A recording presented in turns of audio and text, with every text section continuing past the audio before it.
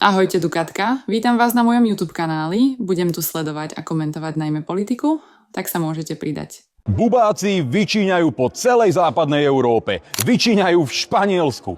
Násilnosti páchajú v Nemecku. Rovnako bubáci páchajú obrovské množstvo násilností v Anglicku, kde dokonca za bieleho dňa rabujú obchody. Rovnako bubáci vyháňajú francúzsku políciu rovno zo štvrtí ich vlastných miest. Je to neuveriteľné, ale to, čo sa deje v západnej Európe, by malo každému otvoriť oči. Ak by ste však očakávali, že Lénova a jej progresívni kamaráti investujú peniaze na to, aby zlepšili bezpečnostnú situáciu v našich uliciach a vyhostili takýchto problematických bubákov, tak ste na omyle, pretože podľa nich sú problém práve rasisti. A rasista je úplne každý, komu kriminalita takýchto bubákov v Európe prekáža. Takže Lénová predstavila novú stratégiu boja proti rasizmu, v rámci ktorej nalejú 3,6 miliardy eur do podpory rôznych parazitických mimovládnych organizácií a aktivistických klaunov, ktorí majú vychovávať naše deti o tom, aký harmonický a skvelý je tento západný multikultúrny svet.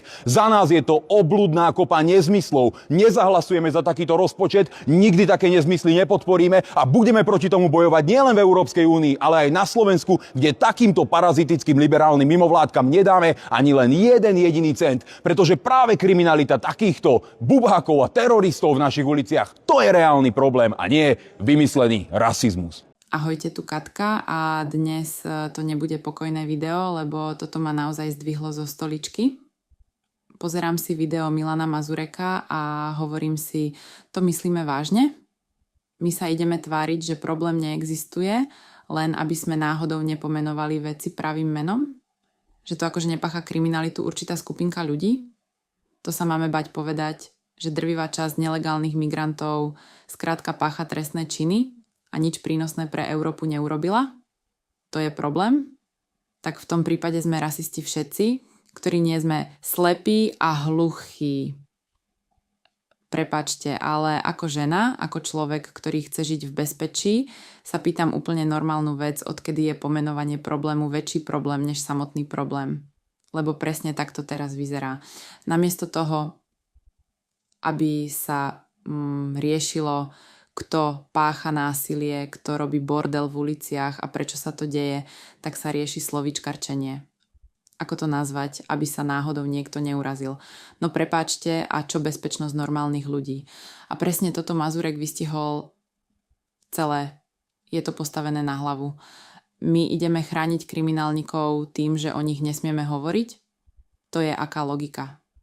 Keď sa niečo deje opakovane v rôznych krajinách, tak to asi nebude bubák, ale reálny problém, ktorý treba riešiť. A nie je to o nenávisti. Je to o tom, že ľudia chcú mať pokoj, chcú sa večer bezpečne vrátiť domov, chcú pustiť deti von bez strachu. A teraz príde to najlepšie, keď na to upozorníš, tak si automaticky zlý, nálepkovaný, umlčaný. Naozaj? Takže namiesto riešení tu máme miliardy na nejaké projekty, ktoré majú ľuďom vysvetľovať, že vlastne všetko je v poriadku, že to, čo vidia na vlastné oči, vlastne neexistuje. Toto má byť tá realita. Ja sa priznám, mňa to normálne vytáča, lebo toto nie je o politike, toto je o zdravom rozume. A keď zdravý rozum začne byť problém, tak máme veľký problém všetci. Môžeme sa tu hrať na pekné slovíčka, na ideály, na lásku a toleranciu, ale ak sa ignoruje realita, tak sa to raz každému vráti. A presne preto hovorím, prestaňme sa báť pomenovať veci. Prestaňme robiť, že nič nevidíme. Lebo ak sa budeme viac báť pravdy než problémov, tak tie problémy budú len rásť. A to si úprimne nemôžeme dovoliť. Napíšte mi do komentárov, čo si o tom myslíte vy. Za každý názor ďakujem. Ak sa vám video páčilo, tak budem rada za každý odber a like. Verím, že vytvoríme silnú komunitu odvážnych ľudí so zdravým rozumom.